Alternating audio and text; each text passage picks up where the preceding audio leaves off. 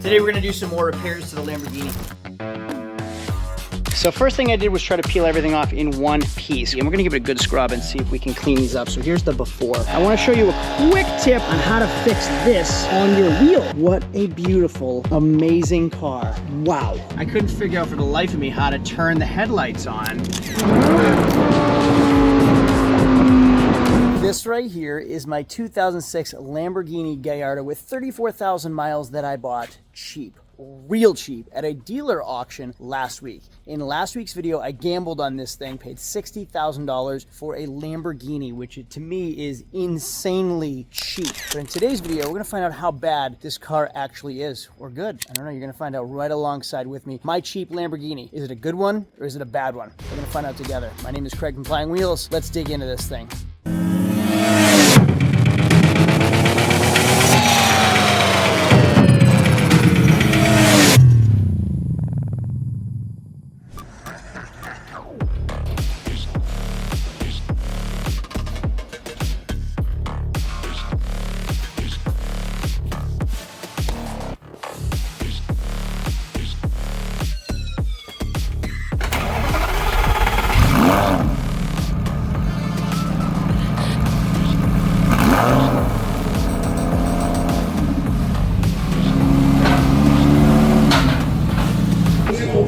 High bid on a Lamborghini right here. Quick call, buddy. Thank you, 421. Thank you, sir. 421 on a quick call. I might have just bought a Lamborghini, and it could potentially be the cheapest Gallardo I've ever seen. I started bidding at 50 grand. Let's go check it out. It's right over there. So I've already looked at this car. I've already checked the top. I've already checked the condition report.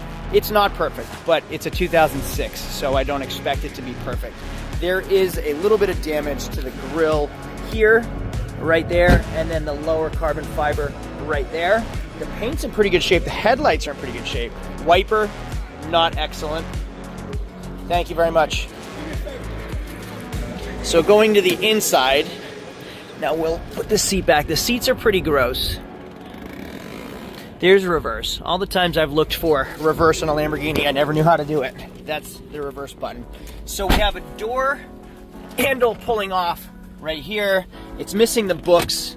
The radio is in-op, which we'll replace.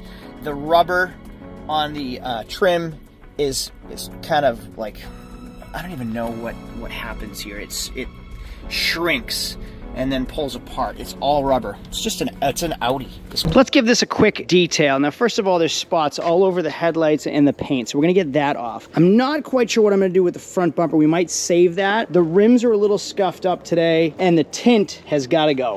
The tint is awful. So we're gonna peel all this off and get rid of it. Unfortunately, just have no tint, which stinks because it looks great from the outside. Now, people keep questioning why I wash my cars with the top down, because look at here. I wanna clean this up as well. And when the top is up, you don't get everywhere, which I want to take care of. Some of the wheels have some scuffing on them. The tire pressure looks a little low, so we're going to check the tire pressure. We're going to clean all the wheels up and take care of any damage that any may have, like this one right here and right here. I've already removed the stickers from all the windows, and then we're going to clean the inside, which I've already blown out with my blower, so there shouldn't be any more dust and dirt anywhere in here. And then we're going to take care of that as well. First things first, let's take the tint off of this Lamborghini window. I feel blasphemous doing this. Lamborghini window tint, goodbye. Now I got one big good piece. So first thing I did was try to peel everything off in one piece, which I actually did on this window, which came out amazing. But then it left glue, so you can see that it left some glue. Now, if you don't remove the glue, first of all, it's gonna look like this. It'll look terrible.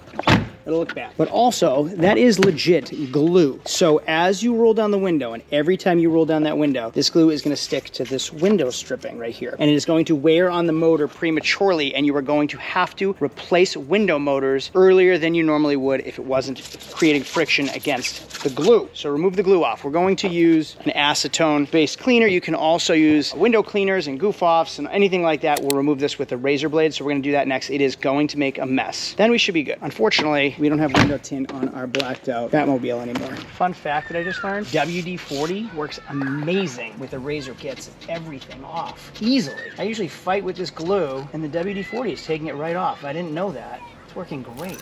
And as you can see, the rubber is just kind of all shrunk and eroded, decrepit, whatever, I don't know. It looks bad, so I'm peeling it all off. Actually, I'm just flaking off with my fingernail now. It's simple, easy. So I'm gonna make that look a little bit better too. So temporarily, until I find the rubber cover for this, I'm gonna use some electrical tape to just at least mask it off to cover and fill it. And then I have an X-Acto knife to get a straight edge. So there's my first repair, which is a heck of a lot better looking than what was there. And that's temporary till we figure out what to do with it. So I'm just gonna slice this one right here, remove that, put that right there for now. This is gonna go right in there, tuck it in. There we go. I'm gonna go up, I'm just gonna go right there, make sure it's all tucked in, and it's a heck of a lot better than it was so far. Dash is much more presentable. Leather, not. I like this stuff, I just don't like it. They're not in great shape. I have this stuff right here, bling sauce, leather sauce. So we're gonna try this out on the leather and see, and we're gonna give it a good scrub and see if we can clean these up. So here's the before. It smells good. You can see the dirt starting to come off in the cream. Yeah, actually this is cleaning up really, really well. Let me just wipe this one off. Oh, nice. All right, good. Before, after. Good. This is making me happy. All right, this is scrubbed. Oh my goodness. So what I'm learning is don't leave it on there. It cleans too well. So I'll have to give it just another coat because you can see the spots where it's become too clean. So I just washed the car. It was filthy at the auction because it just rained the night before and we're in a pollen season. Look at how the black is shining just from a wash. I haven't even polished this car yet. It's like somebody polished it and brought it to the auction and then we had pollen and rain. And now it looks beautiful. Oh my God. And the interior, I've conditioned one leather seat. So that's the before, that's the after, which came out pretty great. I haven't even begun to detail the interior yet. I'm just cleaning things to see what it comes out like. I want basically a blank slate, a blank canvas before I go to town on this thing.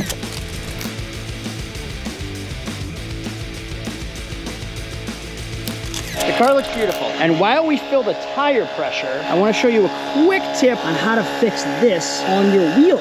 Now you can see it's a matte black. Matte black is the easiest to repair. It's not curb rash, it's not road rash, it's just peeling paint, which makes it easy. Now I've already washed all the grease and slime off the wheels. I've also dried them with high pressure air, so I've cleaned all the inside of the lips and everything. There's no water anymore on this rim, but you can see it's peeling here too. I have a quick tip for you, a quick trick. Watch this. Go in here, get my paintbrush. Now I have truck bed coating, which is matte black. I don't have any matte black paint, I only have gloss black paint. I have, however, satin black truck bed coating, and you want it to be a little textured to repair any inconsistencies in the paint. So watch this. I'm gonna spray truck bed coating on the wheel. You can see it's textured. Put it on my brush. I'm just gonna touch it up here.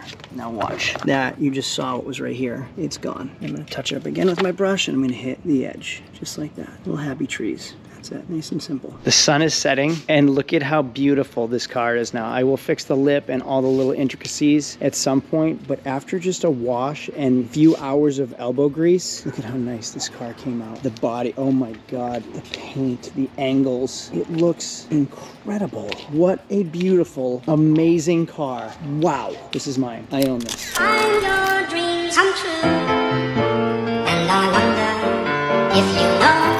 Dreams come true.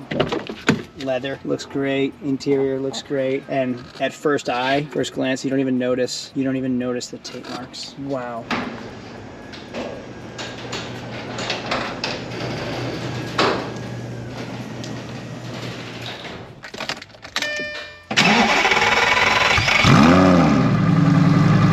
Yesterday we gave this a brief detail. We also drove it quite a bit, checked all the fluids and the tire pressure, and drove it. I said that twice, drove it quite a bit, which happened to actually clear up the way this was running. So when I was in the parking lot trying to accelerate, it wasn't getting out of its own way. After some fresh high-test fuel and driving it for a little bit, it really cleared up a lot. So today we're gonna try to clear out all the codes.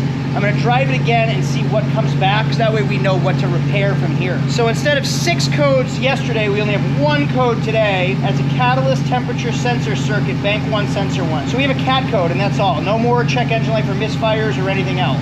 So we are going to erase these codes. I'm gonna drive it for a while before we know what's going on. That light also came on after I had cleared it and while I started driving it with a misfire. So that absolutely could have come on because of the misfire. So we are going to clear the lights again, drive it, and see what comes back. There we go, no stored codes. We'll start it up. Codes cleared, let's see what comes back on.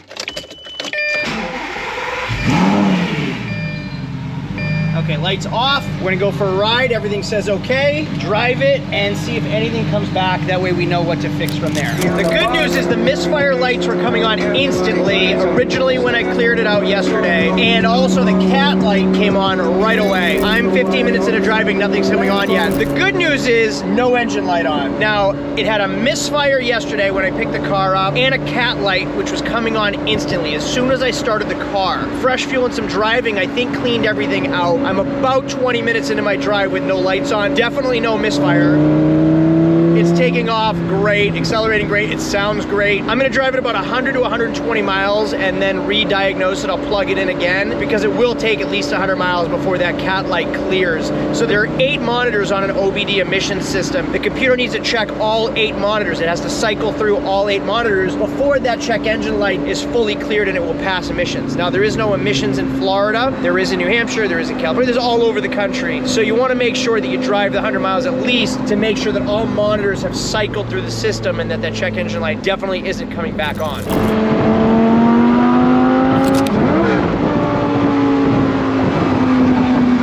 I hope it sounds as good on camera as it does in real life. Oh my God, that sound is like nothing I've ever heard before. The pop.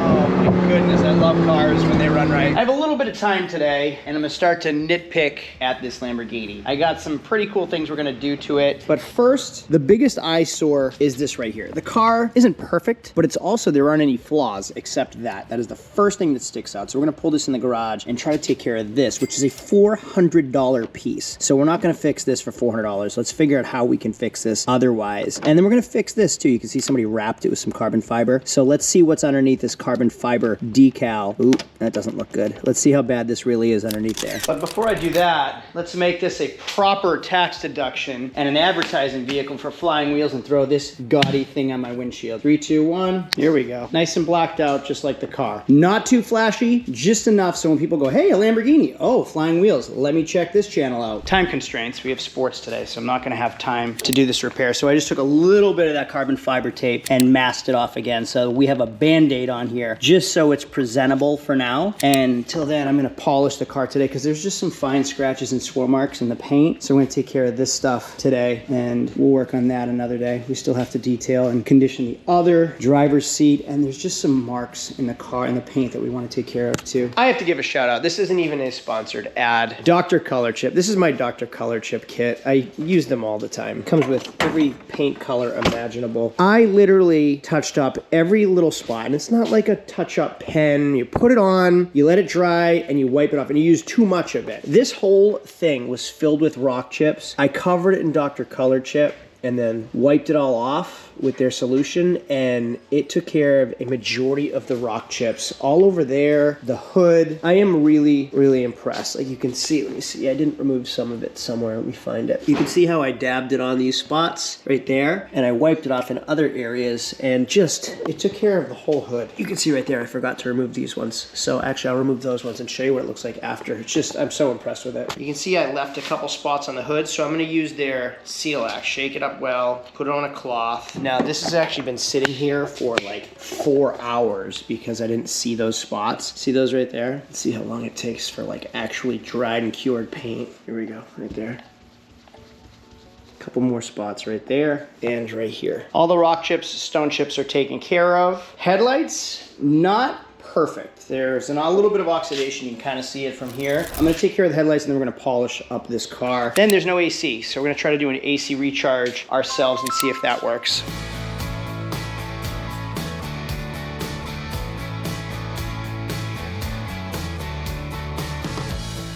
So these headlights really weren't bad. So I just used a 3000 grit wet sand and now a rubbing compound.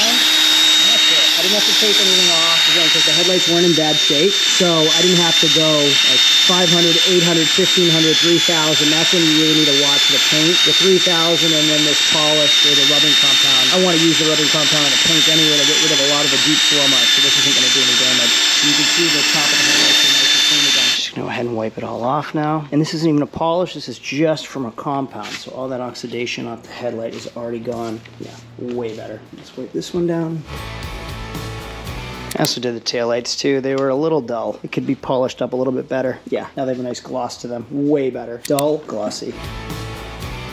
Way better. While I'm at it, if you saw in video 1, this was really kind of, the paint was chipping off and oxidized. I sanded it down, I put some cardboard behind it, and I used a satin texture coating paint to cover that. So blended, perfect. It's not an eyesore anymore. Very happy with that. Instead of just polishing this car, there are some scratches and swirl marks in it. Not scratches, but there are definitely some swirl marks. I am going to give it a compound and then a polish. Like spots like this, I just don't love. If you can see that, I want to give it a compound and then a polish. I want this car to be as perfect as we can make it, and it's really actually coming out. I'm already halfway done this side, so I just finished buffing it. I'm going to remove some of the wax, and that's what it looks like now. So yeah, I'm pretty proud of that. Hey there, let's check out these headlights. I'm going to run my finger up and around the edges of the headlights to get all the extra wax off that's in between, and there's the finished product. Look at that. Beautiful, beautiful, beautiful. Let's go to this side and run my fingers again all around the edges. Now I've also washed this car after the compound to get all the extra compound off the vehicle. Yeah, that's amazing. And actually this, I think, could be polished up a little bit better. Let's see how that comes out.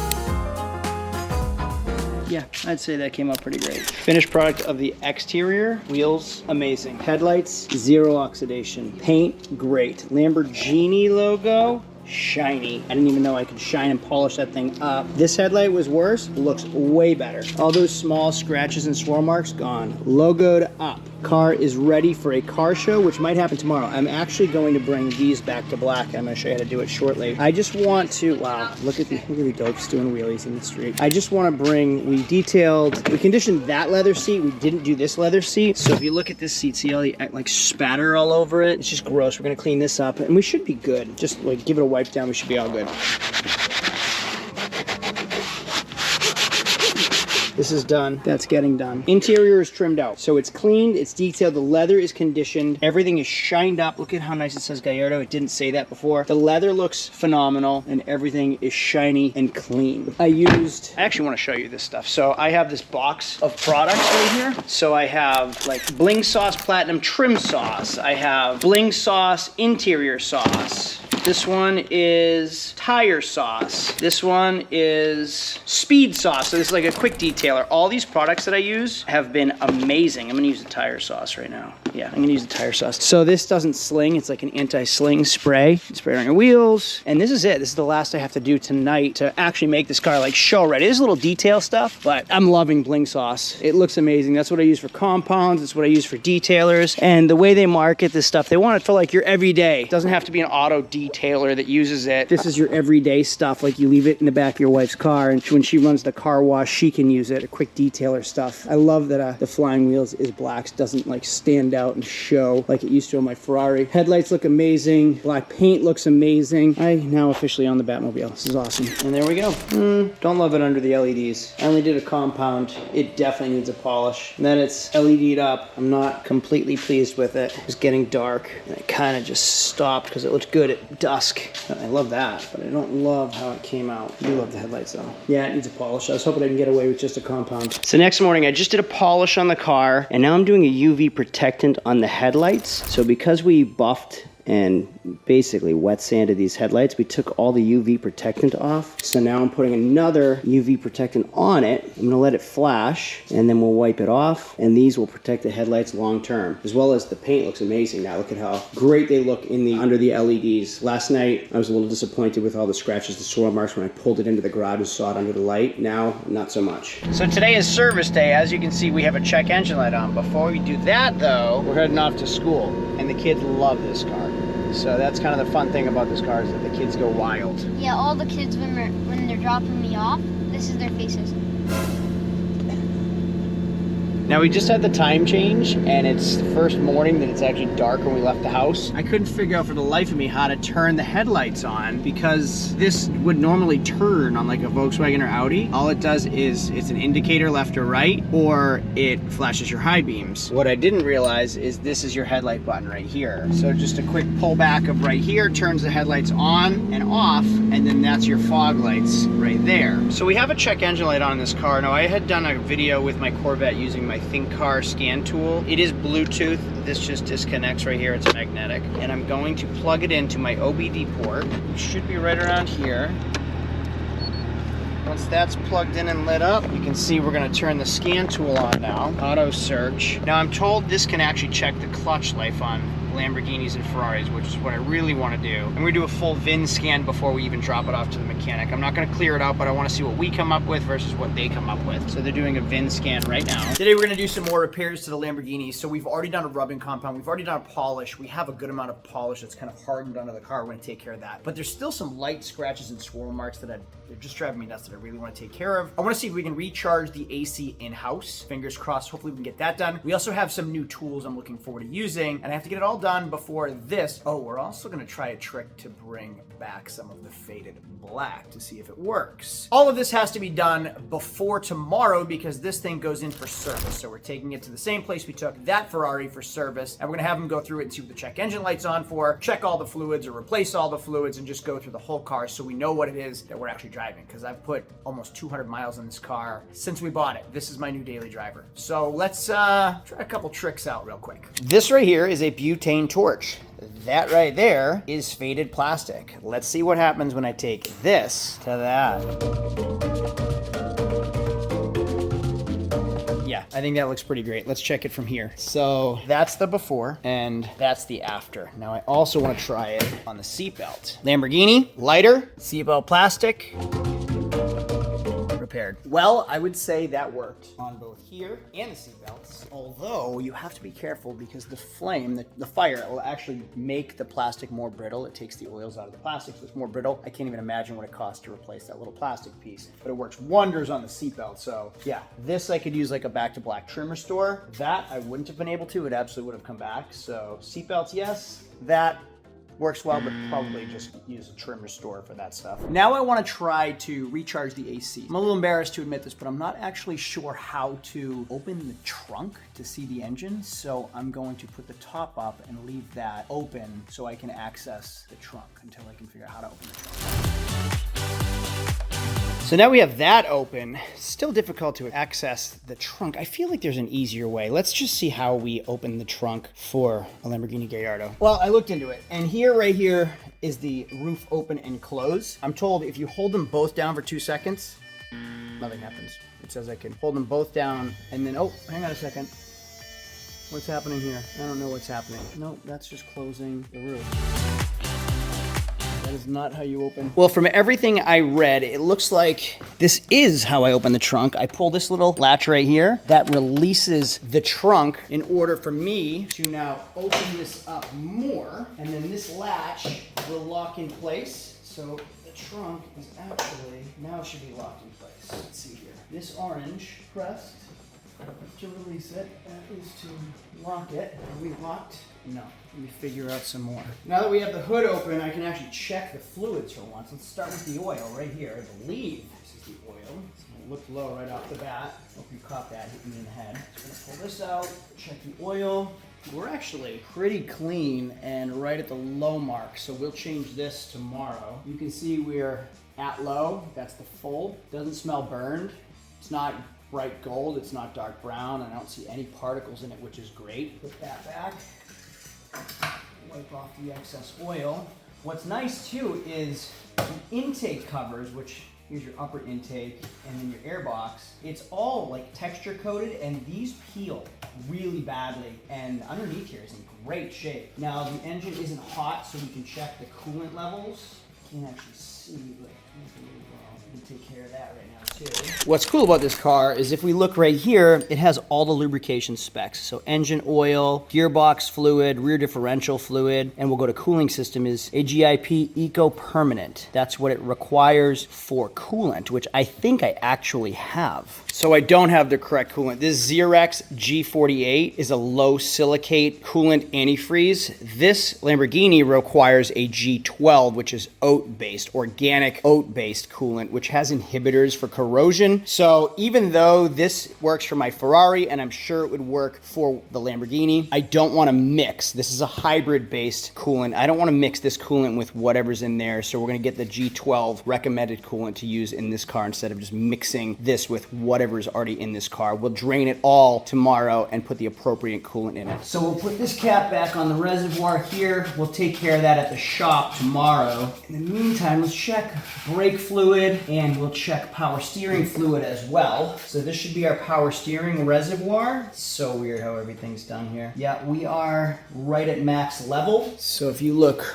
right here, everything's red in there. This is kind of neat how the cap goes on, and then we tighten that cap down with this right here. So we're good for power steering fluid. I've noticed no leaks on the floor in my garage, which has been great. So I believe this is our brake fluid reservoir, which is kind of neat, very different from what I'm used to. We checked that, fluids are perfect. Let's go over to what I think is the power steering reservoir over there. Now this thing is on, was on tight. So our power steering fluid is perfect. That looks great right in there. It's exactly where it's supposed to be on the dipstick. So we're great with power steering fluid and brake fluid. Everything is clean and the levels are exactly where they're supposed to be. Now I'm going to look for the air conditioning nipples so we can try to recharge the air conditioning in-house. So this back cover should be bolted and screwed in, but it looks like somebody has already broken through the clips and clamps. So let's try to get this cover out of here. Going to remove it from both sides gently. It's old plastic and I'm sure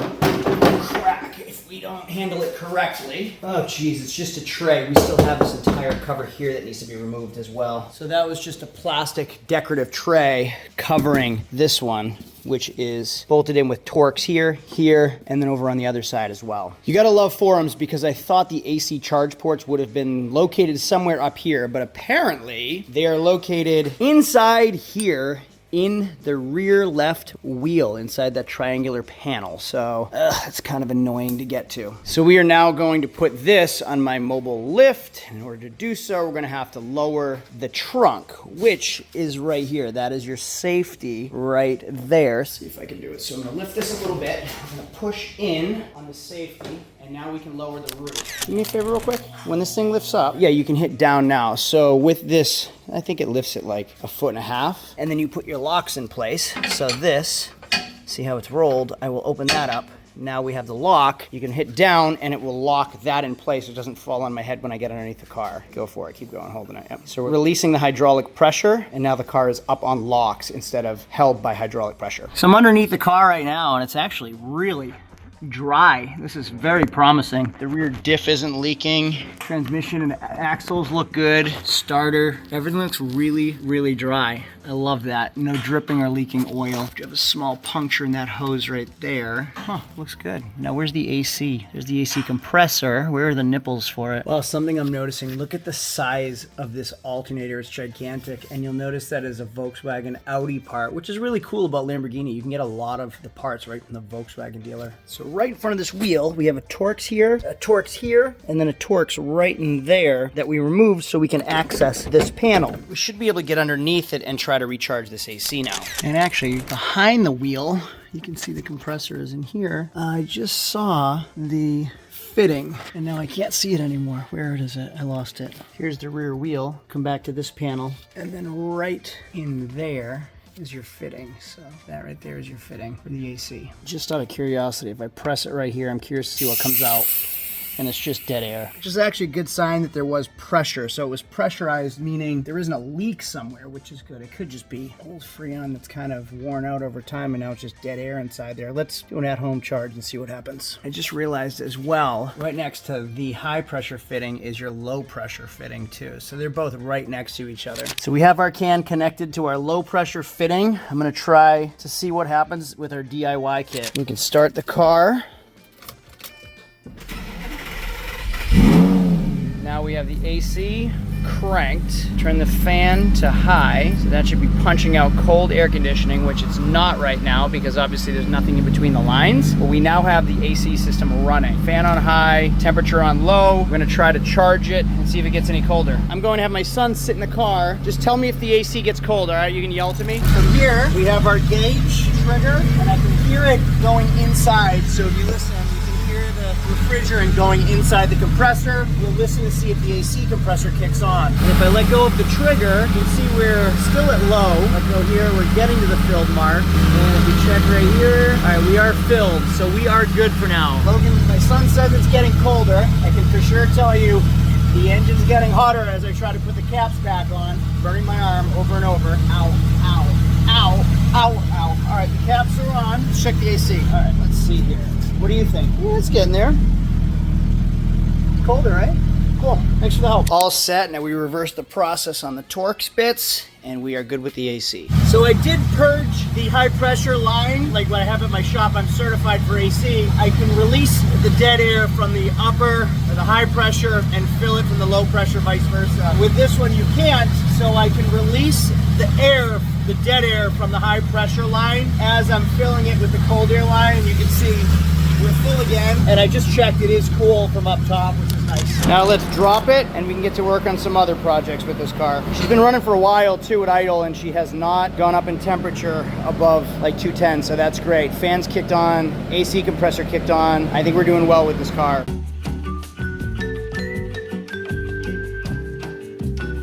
Oh, she is beautiful. And today she goes in for service. We'll do fluids, we'll do inspection, we'll check over the car and make sure what I've been driving every day as a daily driver was safe enough to be driving every day as a daily driver. Well, let's go get her all checked in. Check this. Is this an 8 Series? Oh, it's a 3 Series. Clearly, I don't know my BMWs, but like it looks big for a 3 Series from the 70s-ish. I don't know. That's cool. GT350H Hertz. I think I'm in the right place. The next day. And it is the next day. There she is looking pretty dirty, actually. She looks pretty dirty. A lot of water spots on her today. I don't know why. All right, beautiful. Love the CJ. I don't know my Wranglers. Is this a CJ? I'm getting over the sticker shock still. When I get a heavy price, my whole mood changes, my demeanor changes. There is a number one reason people don't buy these cars or own these cars, and it's because of the price to repair them. And realistically, it's not just the price to repair them. It's like, it's expensive to repair them. You should learn how to work on them yourself. I could do an oil change on this car. I could do a $473 oil change on this car. So it's $189 for labor. Oil filter was $48 and hazardous waste was $5.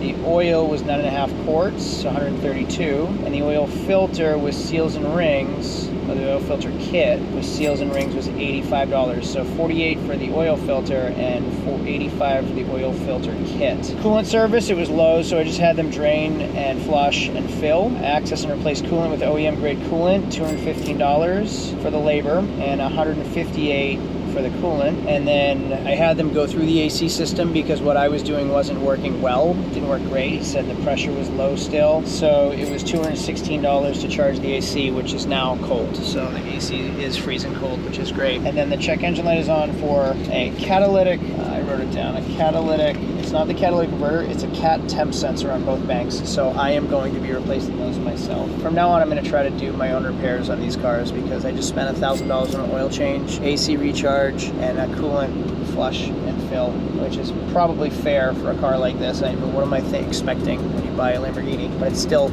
hurts mentally. Sticker shock's a real thing.